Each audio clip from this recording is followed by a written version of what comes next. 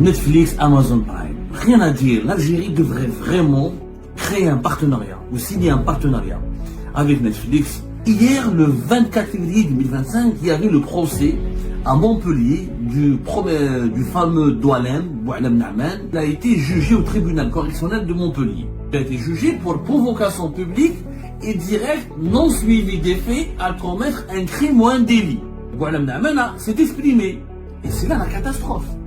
Un véritable film. Ce monsieur ne maîtrise rien, n'a aucun argument, n'a pas une pensée politique. Il n'a même pas su comment articuler des mots et comment articuler des arguments. Une catastrophe ambulante. Les juges lui ont posé des questions. Ils lui ont dit, pourquoi tu as fait ça? Il leur a dit, c'est pour des amis. Attends, mais tu es sur TikTok. Le juge lui dit, mais c'est public sur TikTok. Tu n'as pas 138 000 amis, il avait 138 000 abonnés. Vous vous rendez compte ces arguments? C'est-à-dire il dit, ah non, moi je parlais juste d'une fessée, je parlais juste d'une gifle, et c'est une vidéo pour des amis, c'était pas pour le public. ما عنده حتى علاقة سيراك اجون نيتواياج وتهب لا فامي تاعك وزم فمك سياسة الالها. Netflix, Amazon Prime. Rien à dire, l'Algérie devrait vraiment créer un partenariat ou signer un partenariat avec Netflix et Amazon Prime pour proposer des séries à partir des événements de son actualité, des événements où il n'y a que des intrigues, que des rebondissements, que des coups de théâtre, que des événements invraisemblables, rocambolesques, incroyables. L'actualité algérienne, elle est devenue digne elle dépasse Bollywood et Hollywood réunis. Alors hier, le 24 février 2025, il y avait le procès à Montpellier du fameux Doualem, Boualem Naaman, qui a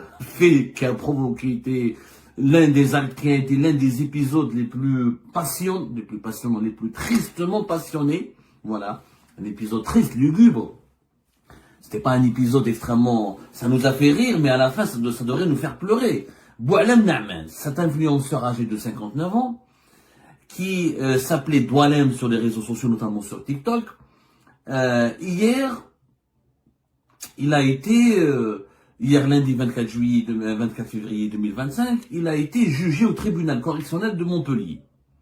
Alors, vous vous souvenez tous de Doualem, arrêté le 5 janvier 2025, 9 janvier 2025, il a été expulsé vers l'Algérie. L'Algérie a décidé de le renvoyer, elle n'accepte pas de le recevoir sur son territoire. Et c'est à partir de là où Bruno Retailleau, le régime algérien, le pouvoir algérien, se sont enfoncés dans un bras de fer qui dure jusqu'à aujourd'hui à propos des expulsions des ressortissants algériens jugés comme dangereux pour la sécurité nationale ou l'ordre public en France. Doualem, il revient en France, l'Algérie, son propre pays, le refuse, elle refuse de l'accueillir, alors que lui est un partisan du pouvoir algérien.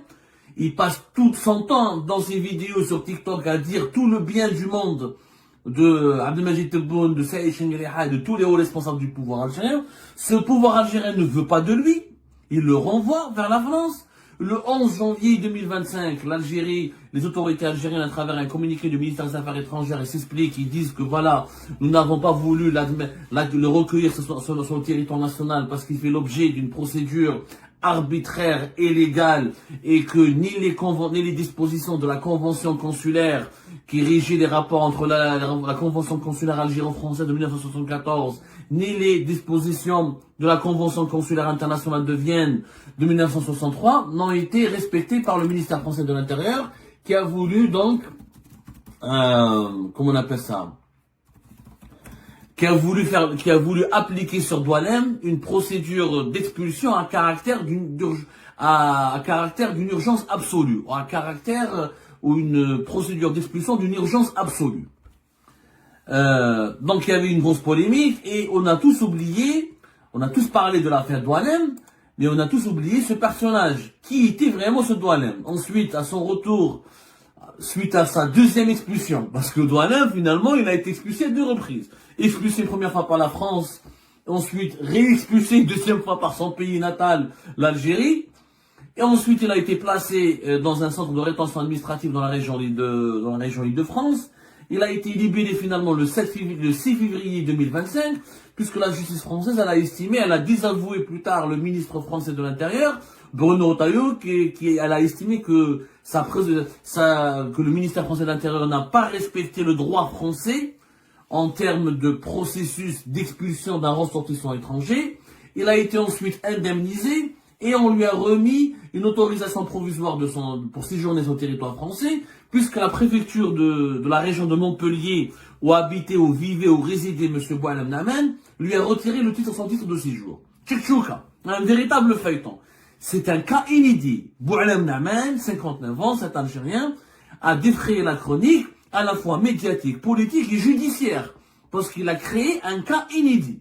C'est la première fois qu'un ressortissant algérien, qui avait ses papiers en France, une carte de 10 ans, on lui retire ses papiers, on lui retire sa carte de résidence une première fois, on l'expulse vers l'Algérie, parce qu'il a appelé à tuer, à violenter des opposants algériens, et parce qu'il avait alimenté une campagne, une propagande favorable au pouvoir algérien, mais il avait alimenté avec de la violence, de l'agressivité et de la haine. L'Algérie, le pouvoir algérien ne veut pas de lui, alors qu'il s'agit de l'un de ses partisans. Il revient en France, il va pas en prison, il perd ses papiers. Ensuite, la justice française désavoue le ministère intérieur français et lui rend une autorisation de séjour qui ne vaut pas encore, qui n'a pas la même valeur sur le plan légal que un titre de séjour qui était auparavant, lui il était détenteur d'une carte de résidence de 10 ans. Un véritable feuilleton. Boualem Namen, c'est un film. Ce qui lui est arrivé est un film. Lui-même est un personnage, parce qu'on a oublié qui est-il. Alors on a découvert le personnage hier, il a eu l'occasion de parler, parce que c'était son procès devant le tribunal correctionnel de Montpellier, où il a été jugé pour provocation publique et directe non suivie des faits à commettre un crime ou un délit.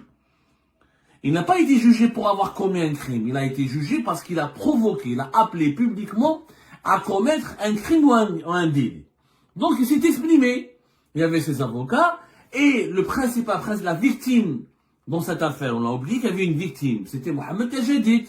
Mohamed Tajadid, le fameux poète du Irak, ancien détenu politique, qui a été emprisonné à maintes reprises, incarcéré à maintes reprises, et qui est l'une des figures du Irak en Algérie, grâce à ses poèmes en algérien, en langue populaire, pour défendre les revendications du Irak et pour célébrer la grandeur de ce mouvement populaire totalement pacifiste. Alors, on a voulu l'entendre, les juges ont voulu l'entendre. Donc, Boualem Namen s'est exprimé. Et c'est là la catastrophe. Un véritable film. Ce monsieur ne maîtrise rien, n'a aucun argument, n'a pas une pensée politique. Il n'a pas le début d'une pensée. Il n'a même pas su comment articuler des mots et comment articuler des arguments. Une catastrophe ambulante. Il n'a aucune relation avec la politique. Je voulais vous lire le témoignage d'un journaliste du Point qui était présent parce qu'il y avait la presse. Ils l'ont filmé, Jet la presse, des radios locales, les correspondants de plusieurs grands titres de la presse française comme le magazine Le Point, qui est un magazine quand même qui est pratiquement le premier magazine de France. Un hebdomadaire sous forme de magazine, de presse et assez de qualité, en tout cas est très influent en France. Alors, je vais vous lire un passage. Boualem Namen, un presque sexagénaire, au crâne chauve, vêtu d'un jean et d'une veste légère, s'exprimant dans un français hésitant, paraît complètement dépassé. Ce lundi, par les propos qui lui ont valu de comparaître devant le tribunal correctionnel de Montpellier pour provocation publique et directe non suivie des faits à commettre un crime ou un délit. Voilà. Donc, Boualem, il parle, il fait quoi dans la vie? C'est un agent d'entretien, un agent de nettoyage, donc c'est un métier très précaire. Alors, il est âgé de 59 ans, normalement l'âge de la sagesse. Il a plusieurs années, ça fait plusieurs années qu'il vit en France. Il a des enfants en France. Il a une famille en France. Il a été régularisé récemment, où il a obtenu sa carte de 10 ans. Et devant le tribunal, il devait donc s'exprimer. Les juges lui ont posé des questions. Ils lui ont dit, pourquoi t'as fait ça? Qu'est-ce qu'il leur dit, lui? Je m'adresse au peuple. Boualem Namen, l'influenceur favorable au régime algérien. Regardez le niveau catastrophique des partisans du pouvoir algérien. le niveau catastrophique. Et franchement, moi, à la place du pouvoir algérien, je ne serais pas fier d'avoir de tels supporters. Je m'adresse au peuple, qui est en Algérie. Or, le juge, là, il a essayé de leur dire, vous ne pouvez pas me juger en France, parce que je m'adressais au peuple qui est en Algérie. Je ne parlais pas aux Français. C'est-à-dire la justice française ne pourrait pas le juger. Mais il oublie que tu es présent en France, tu séjournes en France, que tu as lancé tes vidéos et tes appels à la violence et à la haine depuis la France. Donc tu dois être jugé en France. Après, voilà ce qu'il a dit dans le passage pour lequel il devait être jugé. Ils ont donné à tous les policiers des pinces. Celui qu'ils arrêtent ne sera pas conduit en prison, mais ils lui arracheront ses ongles. Alors ils appelleront les hôpitaux pour leur dire que si quelqu'un qui n'a pas d'ongles est admis, ne le soignez surtout pas. Laissez-le souffrir. C'est lui qui parle. Dans sa vidéo, il a dit, les policiers prenaient des pinces, arrachaient les ongles de ses opposants algériens qui appellent à manifester leur retour du Hirak. Et notamment, il parlait de Mohamed Tajadid. Et il demande aux hôpitaux algériens de ne pas accepter de les Hirakis qui vont torturer par les policiers et laissez-les souffrir. Laissez-le souffrir. Ensuite, il parle de donner-lui une gitla. D'abord gitla. Donc, les avocats de Douanem ont essayé de faire croire aux juges français que c'était pas de la violence. Qu'ils voulaient pas dire il faut le tuer. Ils voulaient juste battez-le. Sauf que gitla, d'abord, battez-le jusqu'à la mort. Ouais, il y a en algérien, parce qu'ils ont ramené des interprètes. Les juges français, c'est une justice professionnelle. Là, je vous dis la vérité, la France, elle a beaucoup de défauts. Mais elle a une grande qualité. Là, Mohamed Rasulullah, je l'ai comme la plus grande qualité de la France, c'est sa justice. Ils ont un appareil judiciaire d'un extrême professionnalisme. Les juges, les juges français ne laissent personne. Ils écoutent toutes les parties, ils font une enquête sérieuse jusqu'au bout. Là, pour la vidéo, ils ont pris le traducteur. Ils ont essayé de comprendre les nuances. Ou je mets un battez-le, gitla, gitla. Gitla qui fâche. Ça veut dire battez-le juste ou la battez-le jusqu'à la mort. La véritable traduction, c'était battez-le à mort. Donc c'est un appel à la violence. Donc c'est une incitation à donner, à infliger des sévices physiques qui peuvent mettre en danger l'intégrité physique de quelqu'un. C'est pour ça qu'on parle d'un appel à la mort. Donc quand les juges lui ont dit, mais qu'est-ce que tu voulais dire? Les juges ont posé des questions à Douanem, ils l'ont écouté, il a eu le droit à la parole. Ils lui ont dit, mais tu voulais dire quoi? En disant, attends, guette-la, battez-le. Et lui, qu'est-ce qu'il leur a répondu? Une gifle à une fessée. Ah bon, tu parlais d'une gifle et d'une fessée. Prendre des pinces, arracher des ongles, n'admettez-le à l'hôpital. Depuis quand on va à l'hôpital pour une fessée ou une gifle? Donc, un influenceur favorable au régime algérien, ou au pouvoir algérien, a voulu faire croire aux juges français, Douanem a voulu faire croire aux juges français qu'il voulait juste qu'on donne à Mohamed Tajadid et aux partisans du Hirak une gifle à une fessée. Donc, on a essayé de minimiser. Ensuite, on lui a dit, mais pourquoi tu as fait cette vidéo? Il leur a dit, c'est pour des amis. Attends, mais tu es sur TikTok. Le juge lui dit, mais c'est public sur TikTok. Tu n'as pas 138 000 amis. Il avait 138 000 abonnés. Et là, la présidente de la séance, la juge, elle a ironisé. Elle lui a dit, mais 138 000 amis, ça fait beaucoup. Vous vous rendez compte de ces arguments? C'est-à-dire, il dit, ah non, moi je parlais juste d'une fessée. Je parlais juste d'une gifle. Et c'est une vidéo pour des amis. C'était pas pour le public. Comment ça, tu l'as diffusé sur TikTok? 138 000 abonnés, c'est pas des amis. C'est une catastrophe absolue. Ensuite, on lui a posé des questions sur Mohamed Tajadid. Les juges lui ont dit à Douanem, pourquoi tu as fait une vidéo sur Mohamed Tajadid ou contre Mohamed Tajadid, qui est un poète âgé de 31 ans, un jeune. Qu'est-ce qu'il leur a dit? Il leur a dit, moi j'aime pas les islamistes intégristes, ils appellent à la violence, moi je suis pour la paix. Mais quelle est la relation entre Mohamed Tajadid et les islamistes intégristes? Les juges lui ont dit, mais Mohamed Tajadid c'est pas un islamiste intégriste, c'est un poète, un partisan du Hirak. C'est quoi la réponse? C'était quoi la réponse de Douanem? Il pensait, Douanem, que Ali Belhaj était l'oncle de Mohamed Tajadid. C'est pour ça qu'il a fait une vidéo sur Mohamed Tajadid. Il voulait qu'on le batte à mort, qu'on lui arrache les ongles, qu'on lui soigne pas à l'hôpital, etc. Parce qu'il pensait que, je sais pas, qui lui a dit, que Ali Belhaj était l'oncle de Mohamed Tajadid. Mais, quand la juge lui a dit, mais qui le dit? Est-ce que vous avez vérifié? Avez-vous vérifié ces informations? Qui vous a dit que Ali Belhaj, qui était l'un des leaders du Front du fils du Front islamique du salut des années 90, il est l'une des figures effectivement des événements tragiques de la décennie noire. Quelle est la relation de Mohamed Tajadid et Ali Belhaj? Et qu'est-ce qu'il répond, monsieur Doualem, le fameux influenceur qui était suivi, qui avait de l'influence et qui participait à des rassemblements en faveur du pouvoir algérien à Montpellier? Qu'est-ce qu'il leur a dit? Il leur a dit, moi j'ai lu ça sur les réseaux, c'est le réseau qui le dit. Je peux pas, il a dit c'est le réseau qui le dit, je peux pas vérifier dans les réseaux. C'est-à-dire que, si demain on lui a dit que Mohamed Tajadid était le fils de Mohamed VI, le roi du Maroc, il aurait cru. Si on lui dit sur les réseaux que Abdou Sammar, c'est le fils de Netanyahou, il va le croire. Il va faire une vidéo contre moi parce que il a lu si j'étais le fils de Netanyahou. Ils sont même pas capables de vérifier les informations. Il n'y a aucune relation entre Mohamed Tajadid et Ali Belhaj.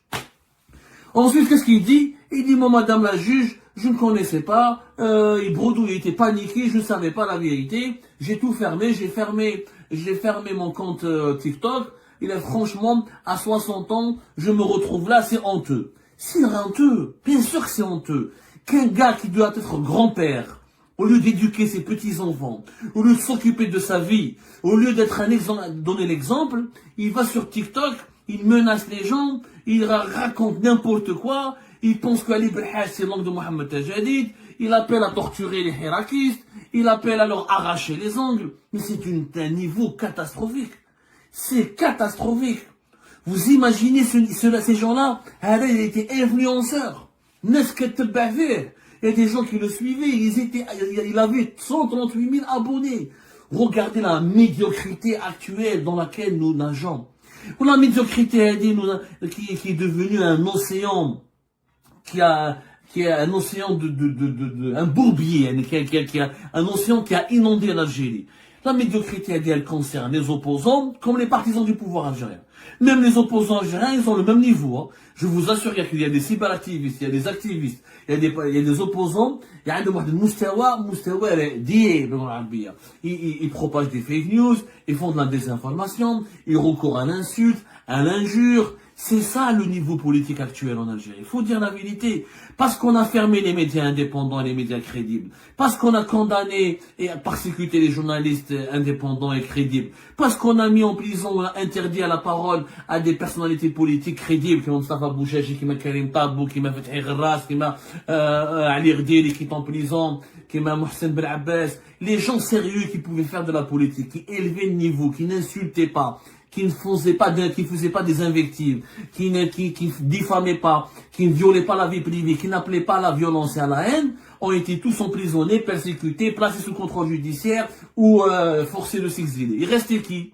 Eh ben, il reste les clowns, des gens qui n'ont aucun niveau intellectuel, qui ne sont pas outillés. Avec tout le respect que j'ai pour lui, je pense que Doualem regrette au fond de lui. Je pense qu'il regrette au fond de lui ce qu'il a fait. Je pense qu'il a compris qu'il jouait un jeu et qu'il a été dépassé par ce jeu et qu'il se prenait pas au sérieux et il pensait pas qu'il allait se retrouver là. Regardez, parce que là, il est au cœur d'une histoire qui le dépasse de loin. Il est au cœur d'un feuilleton politico-judiciaire.